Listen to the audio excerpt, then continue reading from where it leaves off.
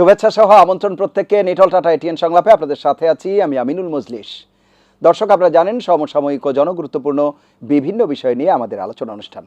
আমাদের আজকের আলোচ্য বিষয় রপ্তানির চ্যালেঞ্জ।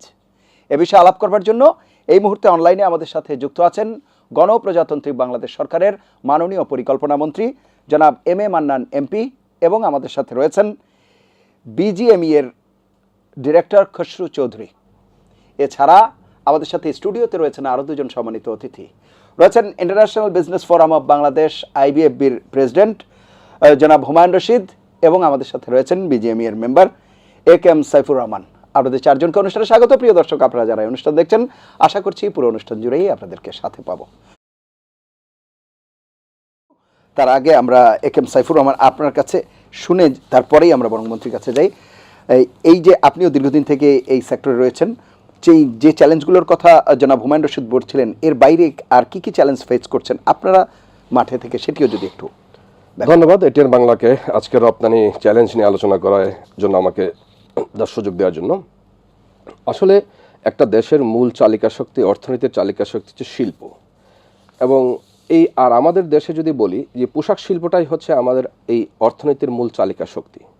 আপনি যদি দেখেন, বঙ্গবন্ধুর ডাকে স্বাধীন বাংলাদেশ হওয়ার পরে এই যুদ্ধ বিধ্বস্ত বাংলাদেশের সবচেয়ে বড় চ্যালেঞ্জ ছিল হচ্ছে যে আপনার বেকার সমস্যা, অর্ধশিক্ষিত এবং সমাজের পিছিয়ে পড়া যে নারী শ্রমিক আছে তাদেরকে পুনঃস্থাপন ব্যবস্থা, চাকরির ব্যবস্থা করা, এবং সাথে সাথে অর্থনীতির পুনরুদ্ধার করা। একটা ভগ্ন অর্থনীতির দেশ থেকে আমরা এই এত বিশাল জনগোষ্ঠীকে এমপ্লয়মেন্ট করাটা ছিল আমাদের সবচেয়ে বড় চ্যালেঞ্জ।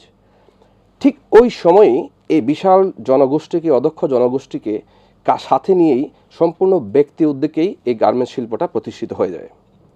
এবং আপনি যদি দেখেন যে কন্টিনিউয়াসলি এই বিজনেসের গ্রোথ প্রতি বছরের পর বাড়তে বাড়তে আজকে এসে টোটাল দেশের রপ্তানির 85% রপ্তানি হচ্ছে গার্মেন্টস শিল্প থেকে আসে। এখন যখন একটা দেশের রপ্তানি 85% চলে যায় একটা গার্মেন্টস শিল্পের হাতে, তখন আপনার দুইটা জিনিস হয়ে যায়। একটা হচ্ছে দায়িত্ববোধের জায়গা বেড়ে যায়। সরকারকেও তার মনোযোগী হতে হয় কিভাবে আমার এই 85% রপ্তানি আয় যে শিল্প থেকে আসছে, এই শিল্পটাকে আমি কীভাবে টিকিয়ে রাখবো। সরকারের যেমন দায়িত্ব আছে, আমরা যারা সরকারের বিভিন্ন রকমের স্টেক হোল্ডার নিয়ে আমরা কাজ করে যাই, আমাদেরও তেমন একটা দায়িত্ববোধের জায়গা থেকে আমাদেরকেও কিছু জিনিস করে নিতে হয়। তো সেই কারণে আমি বলবো যে এখন এবার যদি আপনি দেখেন রপ্তানি আয় 2021-22 আমাদের বৈশ্বিক এই মন্দার মাঝখানেও কিন্তু আমাদের রপ্তানি আয় ছিল $52 বিলিয়ন, $42 বিলিয়ন এসেছে শুধুমাত্র আমার গার্মেন্টস শিল্প থেকে। এখন প্রশ্ন হচ্ছে যে সামনে কি হবে। আমাদের সামনে বৈশ্বিক যে চ্যালেঞ্জ আছে, 2026 আমাদের যেই ক্যালোর যে ইন্টারন্যাশনাল মনিটরিং ফান্ড আছে, তারা বলছে যে এই 26 সালে এই আমাদের লক্ষ্যমাত্রা চলে যাবে $56 বিলিয়ন, এবং আমাদের গভর্নমেন্ট আমাদের বলছি যে আমরা 2030 সালে আমরা $100 বিলিয়ন উন্নীত করব। এখন যদি বলা হয় যে না, এই রপ্তানিটা আয়টা শুধু গার্মেন্টস দিয়ে আসবে, এটা আসলে অসম্ভবের হয়ে যাবে। কারণ হচ্ছে যে আপনি যদি সমন্বিত অর্থনীতির মাধ্যমে যদি রপ্তানি আয় বৃদ্ধি না করতে পারেন, একটা গার্মেন্টস শিল্পের উপর ভিত্তি করে আপনি দেশের জন্য অনেক চ্যালেঞ্জটা। ধন্যবাদ মাননীয় মন্ত্রী। আপনি শুনছিলেন আমাদের মাঝে যে উদ্যোক্তারা রয়েছেন, তারা বিভিন্ন বিষয়ে চ্যালেঞ্জগুলো বলছেন। পাশাপাশি এখানে যে পরিসংখ্যানগত বিষয় রয়েছে, আমরা এমনিতে আমাদের কাছে যে পরিসংখ্যান রয়েছে গার্মেন্টস বিজিএমই এর পক্ষ থেকে রপ্তানির যে পরিসংখ্যান, তাতে আমরা এক ধরনের পরিসংখ্যান দেখছি। ইপিবির পক্ষ থেকে যে পরিসংখ্যান পাচ্ছি, সেখানে দেখা যাচ্ছে রপ্তানি বেড়েছে। আমি জানি না যে whether you are the right person to ask this question, কিন্তু তারপরও আমার বলতে হচ্ছে, যেহেতু পরিসংখ্যান সাথেও আপনি রয়েছেন পরিকল্পনা মন্ত্রণালয়, যার কারণে কথাটি তুলতে হচ্ছে যে পরিসংখ্যানগত যদি ঘাটতি থাকে, তাহলে আসলে আমরা ফোকাস করতে যে আমাদের তো রাইট ডায়াগনোসিসই হবে না। সেই জায়গায় কি বলবেন, সেটি দিয়ে যদি শুরু করেন। প্রথমে যারা আলোচক আছেন এখানে অত্যন্ত সিনিয়র ব্যক্তিবর্গ এই ব্যবসার সঙ্গে জড়িত, এবং তাদের গুরুত্ব আমাদের ইকোনমিতে অনেক বেশি। আমি তাদের সকলকে আমি শ্রদ্ধা জানাই, এবং বিষয়টি খুবই জরুরি। আমি শুরু করব গত 2-3 দিন আগে একটি সংবাদ দিয়ে, যেটা ইতিবাচক ছিল আমি মনে করি। ওইটা এসছে যে ইউরোপীয় বাজারে নিম্ন। জনাব AKM সাইফুর রহমান যদি কিছু যুক্ত করেন। জি, আমি মাননীয় মন্ত্রীর কথার সাথে তাল মিলিয়ে বলছি। খসরু ভাই যেটা বলছিলেন, আসলে আমরা ব্যবসায়ীদের মাঝখানে যখন আমরা গার্মেন্টস এক্সপোর্টার হিসেবে যখনই সরকারের কাছে কোনো নেগোসিয়েশনে যাই, তখনই সবাই বলেন আপনারা কি পয়সা নিতে যাচ্ছেন, আপনার কাছে কি 3-4 মাসের বেতন নেই যে আপনি একটা এতদিন ফ্যাক্টরি চালানোর পরে আপনি বেতন দিতে পারছেন, কেন সরকারের কাছে আছেন? বিষয়টা আসলে এরকম না। একটা মধ্যম সাইজের ফ্যাক্টরির 1 মাসের বেতন 3 থেকে 4 কোটি টাকা চলে আসে। এখন আপনি যদি কোনো ব্যবসায়ীর কাছে, কিন্তু একটা ব্যবসা কিন্তু একটা স্বাভাবিক প্রক্রিয়া, সিস্টেমের মাঝখানে চলে। ধরেন আপনার ফ্যাক্টরির বেতন যদি 100 টাকা হয়, আপনি যে গুডসটা রপ্তানি করলেন ওর থেকে আপনি নেবেন 70 টাকা, আপনি যেই অর্ডারটা সামনে আপনার কাছে আসবে ওর থেকে নেবেন আপনি 20 টাকা, এরপর আপনি যে গত মাসে যে রপ্তানিটা করেছেন তার থেকে নেবেন 10 টাকা। এই 3টা জিনিসের সমন্বয় হচ্ছে আপনার 1 মাসের বেতন। কোনো কারণে যদি আপনার এই কোনো একটা জায়গাতে আপনার ব্যাঘাত ঘটে, আপনি বেতন দিতে পারবেন না। এখন এর অর্থ এই না আমরা সাহায্যের জন্য যাচ্ছি। এখন দেখেন আমরা একটা ত্রিমুখী সমস্যার মধ্যে আছি। আমাদের কি হয়েছে যে আমাদের রপ্তানি যে গুডস, অনেক ফ্যাক্টরিতে আপনি শুনে থাকবেন যে অনেক ফ্যাক্টরিতে লাখ লাখ টাকা ডলারের মাল পড়ে আছে, বায়ার নিচ্ছে না, তাহলে তার 70%-এর জায়গা থেকে তার 30% চলে গেল। নতুন অর্ডার নাই, তাহলে সে 20 টাকা যেখান থেকে নেওয়ার কথা ছিল সে 20 টাকা নিতে পারছে না, তাহলে তার এখানে একটা স্কুইজ চলে আসছে। আবার সে 10 টাকা তার হাতে কোনো নগদ নাই, যেহেতু তার ক্যাশ ফ্লোতে সমস্যা হচ্ছে, নতুন করে সে ইনজেক্টও করতে পারছে না। তো এই যে একটা সাস্টেনেবল মানে সিচুয়েশন তার মাঝখানে নাই, সেই কারণে আমরা চাচ্ছি কি, সরকারকে বলছি যে হ্যাঁ আমাকে এই একটা ক্যাশ ফ্লো ইনজেকশন দিয়ে একটা সার্টিন টাইমে ওভারকাম করা যায় কিনা। কারণ হচ্ছে যে এটা আসলে নেগেটিভভাবে প্লেসমেন্ট করার কোনো কিছু নাই। আপনি যেই একটা ইন্ডাস্ট্রি আপনার দেশের জন্য 85% রেমিটেন্স নিয়ে আসে, সেখানে এই ইন্ডাস্ট্রিকে বাঁচায় রাখতেই হবে। আর যেটা মাননীয় মন্ত্রী মহোদয় বললেন, আমি অন্য ইন্ডাস্ট্রি আপনারা ফ্রি, আমরা আসলে ফ্রি নেইনি, যেটা ভুবন ভাই আমাদের সাথে অ্যাড করলেন, যে পয়সাটা প্রধানমন্ত্রী খুবই বিচক্ষণতার সহিত সবার ব্যাংক অ্যাকাউন্ট করে বিকাশ রকেটের মাধ্যমে নিয়েছেন এবং ওরাই পেয়েছে। এবং আমরা ব্যবসায়ীরা প্রধানমন্ত্রীর কথায় ওনাকে 36 কিস্তিতে আমরা 4% ইন্টারেস্ট এই টাকাটা নিয়েছিলাম।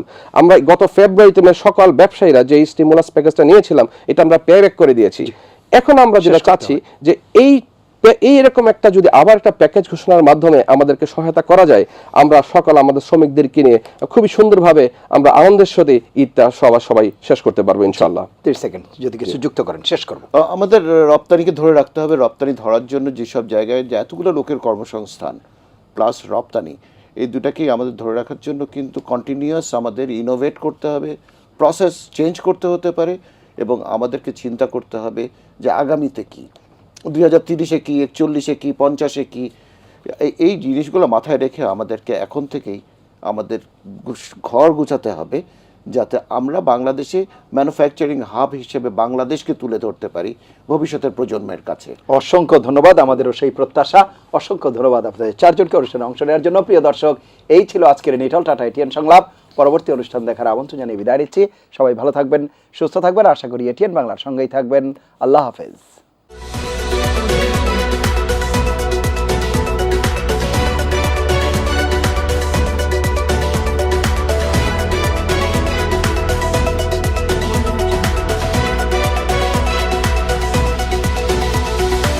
চৌধুরী, আপনাকে দিয়ে আলোচনা শুরু করছি যে আমাদের যে আজকের আলোচ্য বিষয় রপ্তানির চ্যালেঞ্জ।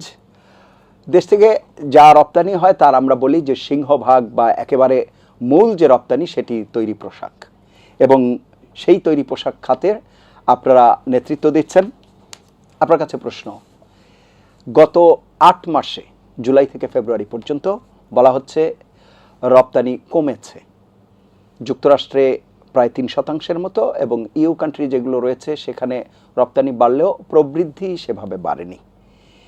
এই যে বাস্তবতা, এবং আপনারা যে ইউটিলাইজেশন ডিক্লারেশন যেটি আছে, আমি যদি ভুল না করে থাকি ইউডি, সেটির সংখ্যাও কমেছে, যেটি আপনাদের সেটির সংখ্যাও কমেছে। এবং একেবারে ক্যাটাগরিক্যালি যদি বলি তাহলে আগে ইউডির আওতায় যেই পরিমাণের পোশাক আসতো বা মানে থাকতো অর্ডার, এখন সম্ভবত সেটি নাই। আমার কাছে যে হিসাব আছে তা আগে মোটামুটি 5000-এর মতো থাকতো, এখন সেটি 500-র বেশি হয় না।